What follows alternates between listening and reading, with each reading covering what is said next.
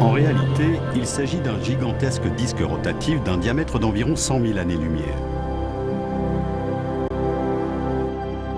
Il englobe plus de 200 milliards d'étoiles comme notre Soleil, qui gravitent lentement autour de son centre.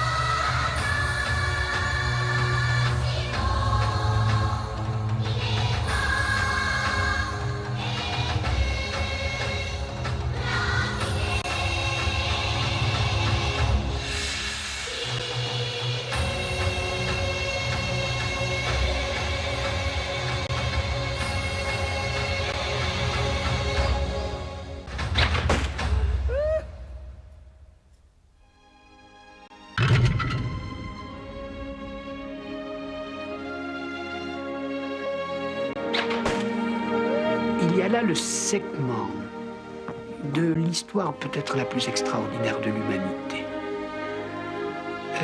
L'astronomie nous fait voir comment la science décolle du système du monde solaire vers l'univers stellaire. Et là, dans les questions d'observatoire, on voit très bien que la technique décolle aussi. Elle part de la Terre pour aller vers des sommets, vers des montagnes, puis vers des ballons, puis elle ira sur des obus pour aller vers des fusées et pour annoncer l'astronautique actuelle. Il y a là un appareillage ou une sorte de décollage. Mais ce décollage n'est pas seulement scientifique ou technique, il est aussi celui de notre civilisation entière. Voici seulement un demi-siècle, au début de ce siècle-ci, la France entière, 80% était agricole, l'Allemagne, l'Amérique aussi, l'Angleterre moins. Et avez-vous remarqué à quel... Si on me demandait un jour quel est le phénomène le plus important du XXe siècle, je répondrais la disparition de l'agriculture.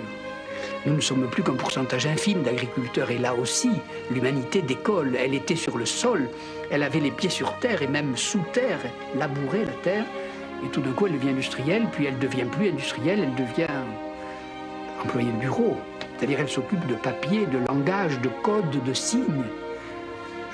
Elle s'occupe de machines à écrire et tout d'un coup, elle décolle du matériel vers le langage. Vous voyez, elle décolle de la terre vers le ciel, elle décolle du matériel vers le langage.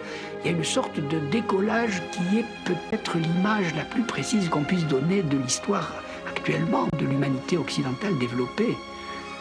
Cette espèce de décollage tel qu'à un moment, nous allons nous reconnaître comme image privilégiée dans l'astronaute qui, hors la Terre, la regarde en entier.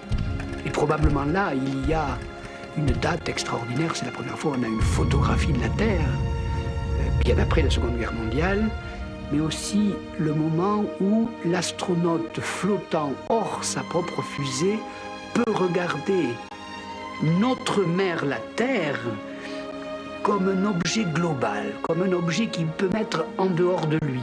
En général, la Terre, on est dedans. Non, on est dessus. On vit comme notre entourage. La Terre ne bouge pas pour l'homme. Elle est le sol sur lequel on repose, la maison dans laquelle on habite, l'utérus dans lequel on est. La Terre est notre mère. Et donc, on ne peut pas en sortir. Il n'y a que les savants qui disent que la Terre bouge autour du Soleil. Mais dans la vie ordinaire ou dans la vie courante, pour nous, la Terre est cette stabilité, non seulement qui est indéracinable sous nos pieds, mais à l'intérieur de laquelle on habite. Eh bien, l'aventure la plus extraordinaire de ce dernier temps a été, je crois, que l'humanité en entier a quitté la Terre, c'est-à-dire a décollé d'elle, est sortie d'elle, comme si elle avait été accouchée par elle, et tout d'un coup, elle la voit en entier devant elle, comme si c'était un objet. C'était notre maison, et maintenant, c'est un objet. C'était... Oui, notre mère, et maintenant, c'est un objet, et c'est même peut-être plus qu'un objet, c'est devenu presque notre fille, comme si elle était en danger à cause de nos entreprises. Vous voyez, comme si elle était d'abord notre mère et ensuite notre... Vous voyez ce décollage extraordinaire dont la montée des observatoires du niveau zéro de la mer vers les montagnes n'est qu'un petit segment. Je crois là qu'il y a un grand mouvement qu'on peut décrire et raconter, et qui est peut-être le seul roman réel, le seul grand récit, le seul grand conte, le seul grand mythe moderne qu'on puisse réellement raconter à nos enfants.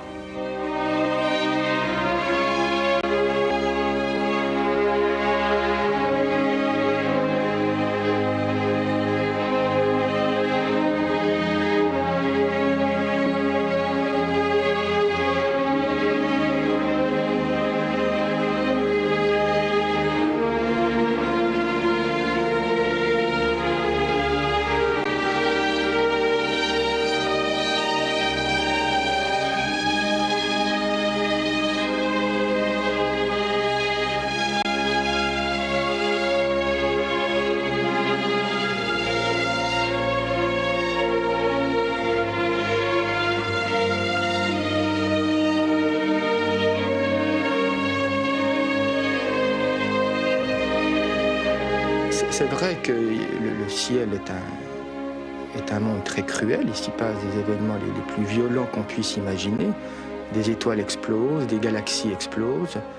Et tout ça se fait dans la plus parfaite indifférence, dans la mesure où on ne le voit pas.